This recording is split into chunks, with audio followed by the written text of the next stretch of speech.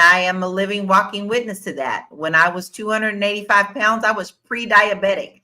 The minute that I took control of my health and I started eating right, being very careful, exercising, got the weight off, it was gone. So yes, you can do things to keep yourself healthier. Maybe not go to Popeye so much when that damage comes out. Okay, there's a way to balance and still take care of your body, right? Right. So Moya, do you think, and what do you think that the Black community should demand better accountability for our communities? Yeah. Can you demand better accountability for our communities? What does that Yeah. mean exactly? Like Well, from that's who? what I want to know from you. What does that look like? What does it look like for us to unify to get on the right path to let our our representatives know and to do better in our neighborhoods? Yeah.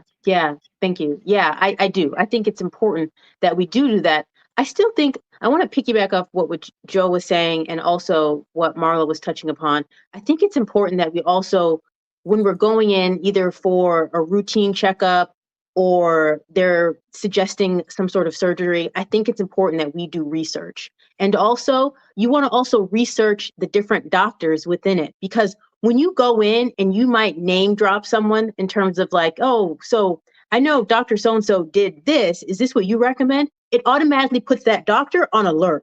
And so they're now paying more attention to you. Now they all of a sudden something comes up from the back of their mind that they want to suggest to you. So we just have to play a different type of game, because yes, there is what we have to do in terms of like just preventative.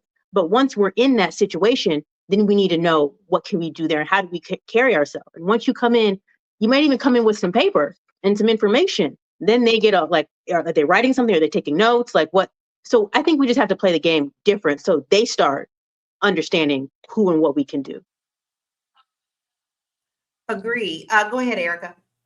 I'd like to piggyback off of that, because if we take note and we look and see how many hospitals in our communities have been closed down over the last 10, 15, 20 years, we need to start going to our grassroots politics, city council, and say, well, what are we doing to replace those hospitals that are being closed? You go into other suburban communities and there are care centers everywhere. You can just walk down the street to one. But in African American communities, where the Latino communities, you might have one, and you have like maybe three counties or three cities that have on one county road that have to share that.